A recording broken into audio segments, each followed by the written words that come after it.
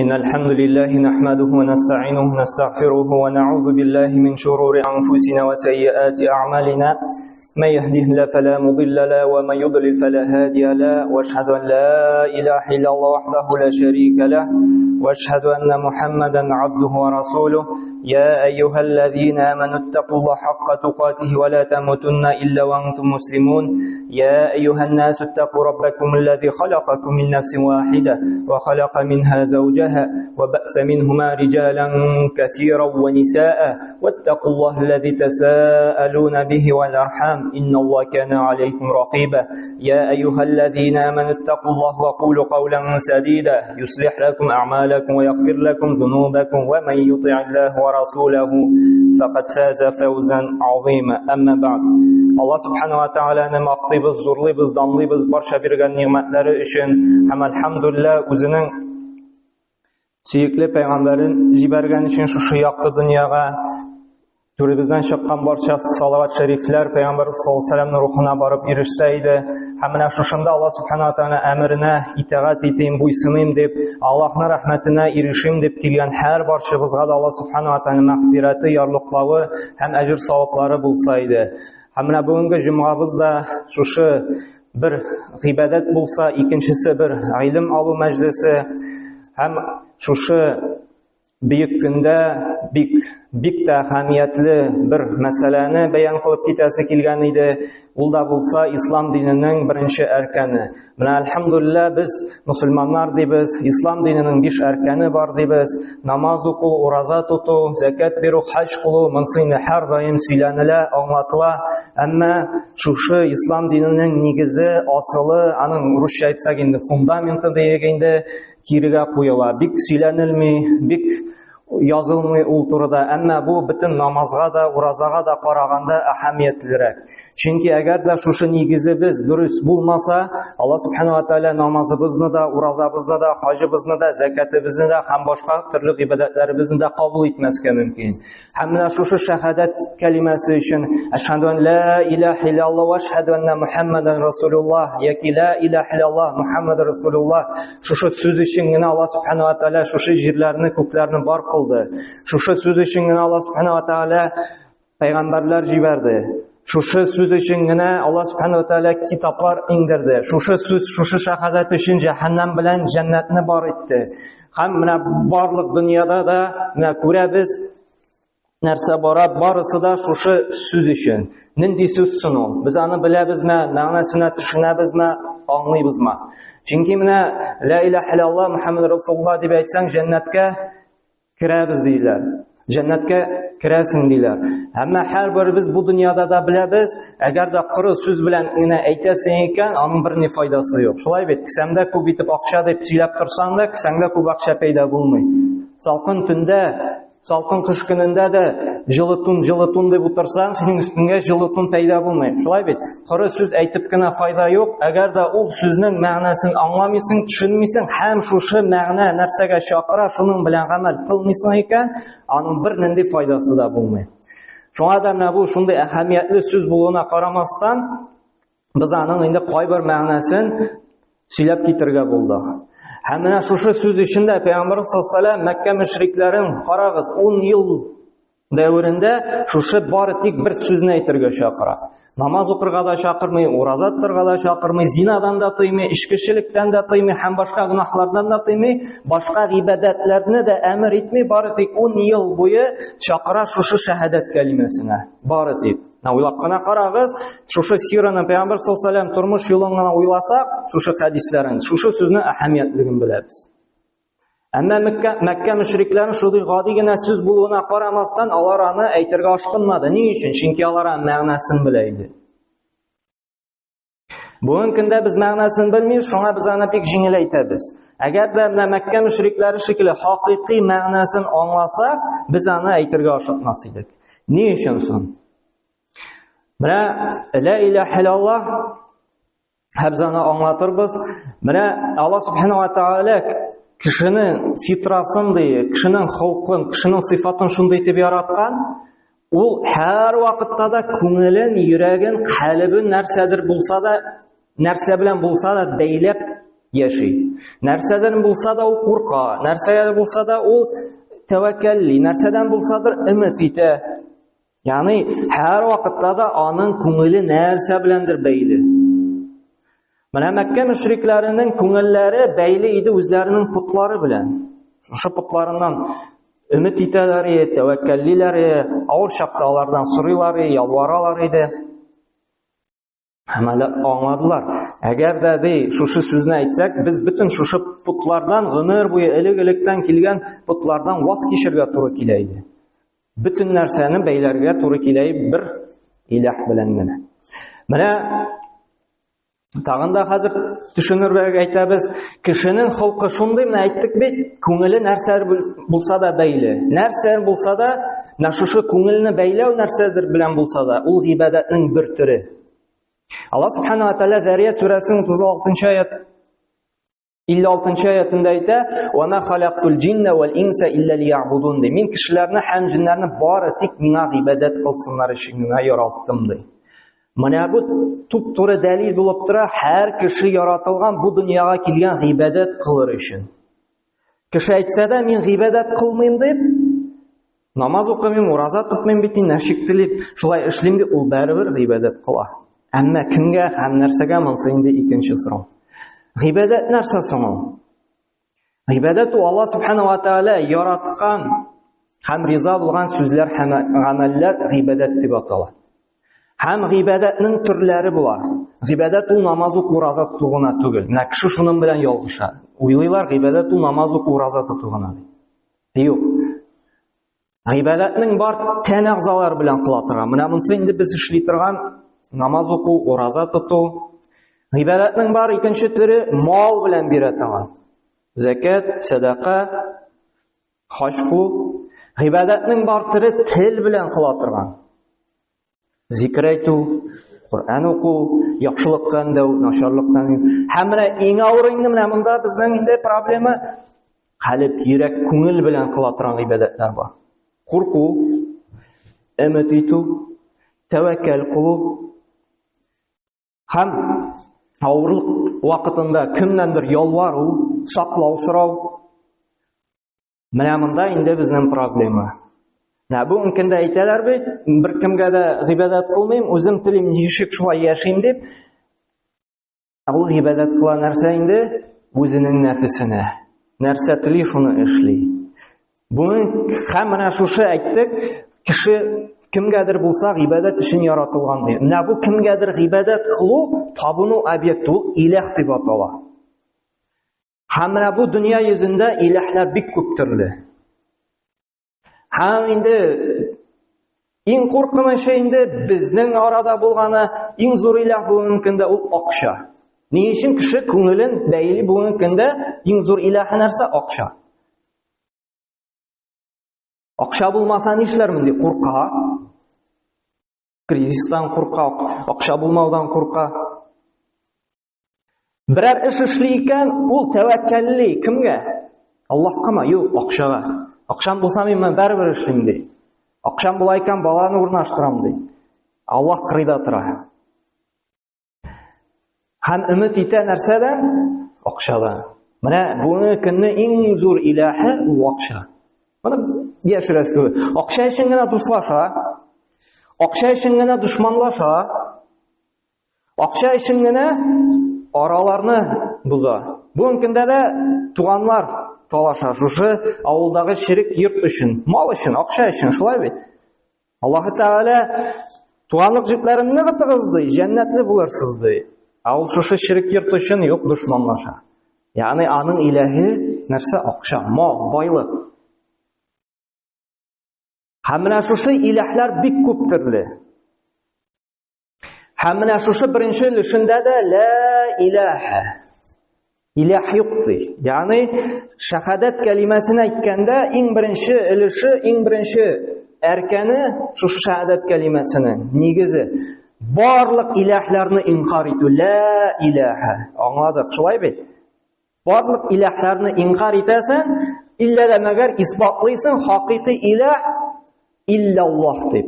Хакыйкый гыйбадәткә лаеклы күңелләрне бәйләп, тәвәккәл кылып, өмет итеп яши торган илаһ иллаллаһ дип исбатлыйсың, раслыйсың. Аллаһы Тәгалә генә хакыйкый илаһ, аңа гына гыйбадәт тиешле дип. Ла илаһа иллаллаһ, кайбер әйтәләр, Аллаһтан башка илаһ юк дип. Аллаһтан башка илаһ бик күп. Әмма гыйбадәткә лаеклысы кем белән күңелләрне бәйләп, ихластан гына кемгә табынырга тиешбез? Менә анысы бер генә Аллаһ. Тирәккә караса илаһлар бик күп. Ташка да табыналар, ниндидер сүрәтләргә дә табыналар, талисманнарга да табыналар, акчага да табыналар. Кешеләрне изгеләштереп, кешеләргә дә табыналар, илаһлар бик күп, санап бетергесез. Әмма берсе дә гыйбадәткә лаеклы түгел. Ни өчен? Ничә Аллаһ Субхаһу Тәгалә Куръанда әйтә, алар берсе дә файда да китермәй ди, зыян да сала алмый ди. Әмма хакыйкый файда китерә торган, һәм шулай төрле бәла-каза да җибәрә алганы, һәм шушы бәла-казадан саклый ала торганы бары тик Аллаһ Субхаһу Тәгалә. Менә шуңа да Мәккә мөшрикләре бу сүзнең мәгънәсен аңлады. Шуңа да алар үзләренең путларыннан күңелләрен башка нәрсәләр белән бәйлисе килмәде. Һәм алар белделәр, әгәр дә шушы сүзне әйтсәк, без буйсынырга тиеш булабыз шушы сүзгә. Аллаһ Субхаһу ва Тәгаләдән генә сорап, аңа гына тәвәккәлләп, аңа гына гыйбадәт кыласы була. Алар аны аңлады, шуңа күрә әйтергә ашыкмадылар. Һәм менә кешенең холкы, күңеле нәрсәдер белән булса да бәйләмичә, нәрсәдер булса курыкмыйча, нәрсәдер булса өмет итмичә, нәрсәдер булса тәвәккәл итмичә яши алмый. Аның фитрасы шундый. Ул телимә, теләмиме, ул бәрбер гыйбадәт кыла. Әмма Аллаһ Тәгалә чакыра нәрсә ди? Аллаһка гына билди, фә'алам аннаху ла илаһа иллаллаһ. Билди, Аллаһтан башка ди бер нинди гыйбадәткә лаеклы илаһ юк ди, файда китерә торган, зыян сала торган, сине саклый ала торган. Һәм икенче өлеше вашһаду анна Мухаммадан расулуллаһ. Туры тәрҗемәсе Пәйгамбәрбез Мухаммад саллаллаһу алейһи ва саллям ул Аллаһның илчесе һәм кулы дидек. Нәрсәне аңлата? Төп мәгънәсе. Менә кешенең сыйфаты шундый, Аллаһ Тәгалә фитрасын шундый итеп яраткан, адәм баласы телимә ул, теләмимә ул кемнәндер үрнәк ала. Аның була бер кешесе, русча әйтсәк, подражать итә. Аңа иярә, аңа охшарга тели, фитрабыз шундый. Һәрберебезгә карасак, кемгәдер охшарга тырышабыз. Бүген кемдә дә карасак, яшьләр, кемдер спортсменга иярә, кемдер җырчыларга иярә, кемдер политикларга иярә. Һәр кешенең нидер бер кумиры бар. Халкыбыз шундый, үзебез алдында үрнәк кеше кирәк безгә. Аның артыннан барырга.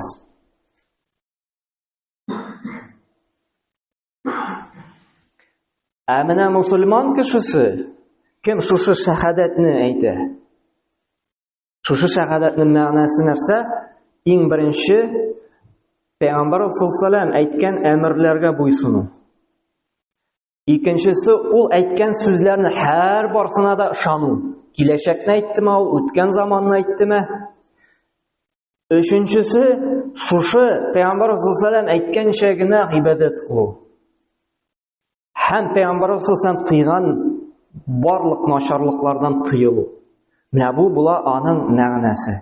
Ягъни шушы шәһадәтне әйтәбез икән, без нишләргә тиеш булабыз? Пәйгамбәр саллаллаһу әйткән әмерләрне үтәргә тиешбез. Ул тыйганнардан тыелырга һәм барлык шариат әркәннәрен, шариатның хөкемнәрен үтәргә тиешбез ул кушканча гына. Һәм инде ышанырга тиешбез. Киләчәктә кыямәт көнен билгеләр әйтсә, кабер газабы турында хәбәр әйтсә, biz аны бер шиксез кабул итәргә тиешбез. Менә шул вакытта гына безнең шәһадәт кәлимәсебез дөрес була. Чөнки Аллаһ Субханаһу ва Тәгалә әйтә: "Кул атыйгуллаһ ва атыйгур расул". Аллаһка буйсын һәм аның расулына буйсын ди. Аллаһка буйсыну, Пәйгамбәр саллаллаһу буйсыну Аллаһ белән буйсынуга тиң. Чөнки Аллаһ Тәгалә үзе Куръанда әйтә: Аллаһка буйсын һәм пәйгамбәренә буйсынды. Чөнки пәйгамбәр саллаллаһу алейһи ва саллям шакырды кемгә? Аллаһы Тәгаләгә итаат итәргә, үзенә түгел. Һәм кайбер кеше аңа бетерми. Кайбер әүләр әйтә, Коръән белән генә гамәл кылырга кирәк. Аллаһ сүзе дә җитә дип, әмма һәм әйтә, пәйгамбәр саллаллаһу алейһи ва саллям сүзе ул гади кеше сүзе ди. Юк. Шул Коръәндә моңа җавап бар. Нәҗм сүрәсендә Аллаһ Субханаһу ва Тааля әйтә, 2 һәм 3 аятьләрдә: "Ва ма янтиху анил һава ин хуа илля вахю юха". Пәйгамбәр саллаллаһу алейһи ва саллям үзенең нәфесеннән, үз теләге белән бер нәрсә дә әйтми ди. Илля дә мәгәр илля вахю юха ди. Үзенә иңдергән вахйны гына җиткерә ди. Ягъни пәйгамбәр саллаллаһу алейһи ва саллямның менә шушы шариат әмерләрен үз теләге белән үзеннән бер нәрсә дә әйтмәде, ул бары тик Аллаһы Тәгалә иңдергән вахйны гына җиткерде. Пәйгамбәр саллаллаһу алейһи ва саллям хадисләре ул шулай вахй. Ул шулай Аллаһ тарафыннан иңдерелгән. Әйе, аермасы бар. Коръәнне укысак, ун әҗр савап алабыз. Коръәнне тәһарәтлек тоту шарт булып тора. Бер хадисне укыды икән, ун әҗр савап юк, һәм тәһарәтле алу шарт түгел. Әмма хаким ягыннан Коръән белән хадис, пәйгамбәр саллаллаһу алейһи ва саллям сөннәте бер дәрәҗәдә бара. Ни өчен? Аллаһ Субханаһу ва Тааля Коръәндә әйтә, намаз укыгыз ди. Нинди рәвештә укырга? Көненә ничә тапкыр? Ничә рәкъгать? Кем бәян кыла? Пәйгамбәр саллаллаһу алейһи ва саллямның сөннәте, хадисләре. Аллаһ Субханаһу ва Тааля закат бирегез ди. Ни рәвештә закат бирегә? Нәрсәләрдән закат бирегә? Мансы инде өйрәтә пәйгамбәр саллаллаһу алейһи ва саллям. Һәм башка бик күп мисаллар китереп була. Шуңа күрә пәйгамбәр саллаллаһу алейһи ва саллямга иярү әле ул Аллаһы Тәгаләгә карата мәхәббәтебезгә дә дәлил. Ибраһим сүрәсендә Аллаһ Субханаһу ва Тааля әйтә, Имран сүрәсендә әйтә, 31 аятта: "Кул ди, әйтте".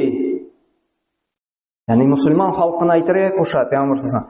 "Кул ди, ин кунтум", әгәр дә ди, "Тухиббуналлаһ" ди, әгәр дә Аллаһны яратасыз икән ди. Менә Аллаһка мәхәббәт мизан. "Фаттабиуни", миңа иярегез ди. Пәйгамбер саллаллаһу алейһи ва саллям әйтә, миңа иярегез ди. "Юхиббукумуллаһ" ди. Аллаһ сезне яратыр ди. Менә безнең мәхәббәтебезне каян итеп була? Пәйгамбер саллаллаһу алейһи ва саллям юлыннан барабыз икән, пәйгамбер саллаллаһу алейһи ва саллям күбрәк сөннәтләрен үтәргә тырышабыз икән, бу дәлил булып тора Аллаһ Субханаһу ва Тааляга карата мәхәббәтебезнең күплеге, мәхәббәтебезнең көчлелеге, куәтлеге. Һәм һәрберебез үзебезгә карарга тиешбез. Чөнки менә галимнәр җыйдылар китаплар. Пәйгамбер саллаллаһу алейһи ва саллям көндә уңда эшли торган 1000 сөннәте дигән яхшы китап бар. Безнең Бухари һәм Муслим җыентыклары бар. Имам ан-Навуйның 40 хадис, Риядус-Салихин, изгеләр бакчасы дигән. Ягъни пәйгамбер саллаллаһу алейһи ва саллям тормышында нинди сөннәтләр, ни рәвешле яшәгән, бөтенесе дә шушы китапларда бар. Һәм кеше шуларны өйрәнеп, шуның белән яшәгән саен, һәм шуның белән яшәргә омтылган саен, бу күрсәтә Аллаһы Тәгаләгә мәхәббәтен. Әгәр дә инде кеше шушы шәһадәт кәлимәсен әйтә, әмма шушы сөннәтләргә пәйгамбер саллаллаһу алейһи ва саллям тормышына җиңел генә карый икән, бу күрсәтәне пәйгамбер Аллаһ Субханаһу ва Тааля карата мәхәббәтенең зәгыйф булуы. Шуңа да менә шушы шәһадәт кәлимәсен әйтәбез икән, без үзебезнең алдыбызга үрнәк алырга тиешбез бар тик бер шәхесне. Ул булда булса пәйгамбер саллаллаһу алейһи ва саллям. Менә бу көннең бәласе хәтта мусульман гаиләләрендәге балалар үзгә кумир итеп алды, ниндидер артистларны, ниндидер спортсменнарны. Һәм шушы артистларның, шушы спортсменнарның кая яшәгәнен, кая туганын, нинди кием кигәнен бөтенесен белә. Ә пәйгамбер саллаллаһу алейһи ва саллям кая туган, нәрсәгә чакырган, нинди сөннәтләре бар аның, көндә урында эшли торган берсе дә белми. Бу бик аяныч. Чөнки шушы шәһадәт кәлимәсен әйткән кеше, аның беренче өлеше күңеле Аллаһ белән бәйле булса, икенче өлеше пәйгамбер саллаллаһу алейһи ва саллямга иярү, аны үрнәк итеп алуга тиешле. Менә шуңа да шушы шәһадәт кәлимәсен тирән мәгънәсен аңламаган күрә, без үзебезгә бүген күңелебезне бәйләдек, мал белән, байлык, акча белән. Тәвәккәллибез Аллаһка түгел, акчага, куркабыз акча бетүеннән, Аллаһның газабыннан түгел. Үзебезгә үрнәк итеп алдык анда ниндидер артистларны, ниндидер спортсменнарны, алар турында укыйбыз, алар турында белергә тырышабыз, әмма Пәйгамбәр саллаллаһу алейһи сөннәтен, аның хадисларын өйрәнмибез, кызык та түгел ул безгә. Бу бик аяныч. Шуңа да менә шушы шәһадәт кәлимәсен әйттек икән, без инде тугры булыйк. Өйрәник шушы гыйбадәт төрләрен. Өйрәник ничек итеп Аллаһка якынайып була, ничек итеп Аллаһ Тәгалә шушы гыйбадәтләребезне кабул кыла. Ничек итеп Аллаһ Субханаһу ва Тәгалә бездән риза була, нинди гыйбадәтләр кылсак тагын да аңа якынайып була. Нинди гамәлләр кылса Аллаһ Тәгалә гыйбадәтне кабул кылмый. Менә шуларны өйрәник. Әгәр дә без шәһадәт кәлимәсенә тугры булып каласы килсәк, өйрәник Пәйгамбәр саллаллаһу алейһи ва сәлләмнең сөннәтләрен. Тырышыйк һәрбер муамәләдә, яшәү рәвешебездә шушы Пәйгамбәр саллаллаһу алейһи ва сәлләм чишкәнчә, шушы Пәйгамбәр саллаллаһу алейһи ва сәлләм кулланган юлларны эзлик. Дин бит ул мәчеттә генә намаз уку белән шикләнми. Дин камил. Анда бар ничек итеп гаилә корырга, ничек итеп баланы тәрбияләргә, ничек итеп сәүдәне алып барырга, ничек итеп сәфәргә чыгарга, ничек итеп йокларга ятырга, ничек йокыдан торырга, хәтта бәдрәфтә дә хаҗәтеңне үтәү бөтенесе динебездә бар. Мондый камил дин бүтән бер каяда юк. Хәтта яһүдләр бит шаккатканнар, хәтта бәдрәф әдәпләрен күргәч, сездә монысы да әйтелгәнме әллә дип гаҗәпләнгәннәр. Динебездә ул теге әйтәбез, кайбер кеше аңлый, дин ул мәчеттә генә дип. Дини гыйлеме булмаган аркасында, дини мәгърифәте булмау сәбәпле, ул уйлый, дин ул никах уку, исем кушу, җиназа уку, мәчеткә килеп җума. Юк. Бу үзебезнең гыйлемсезлек аркасында гына без шулай уйлыйбыз. Дин камил. Анда тормышның һәрбер шурына ди, һәрбер проблемасы динебездә бар. Ничек шишергә, ничек яшәргә, бөтенесе дә бар. Туганнар белән ничек туганлык җепләрен сакларга, әти-әнине ничек ихтирам итәргә, күрше белән ничек яшәргә, кардәшләр белән ничек мөнәсәбәтне сакларга, хәтта диндә булмаучылар белән дә ничек итеп муамәлә кылырга, барысы да бар. Динебез камил. Аны өйрәнергә генә кирәк. Шуңа да Аллаһ Субханаһу ва Тәгалә менә шушы шәһадәт кәлимәсен аңлап, мәгънәләренә төшенеп, шуның белән гамәл кылып, инде Фирдәүс җәннәтләренә кирергә һәр барчабызга да насыйп әйләсен. Aqulu qawli hada wa astaghfirullah li wa lakum min kulli dhanbin fastaghfiruhu innahu huwal ghafurur rahim.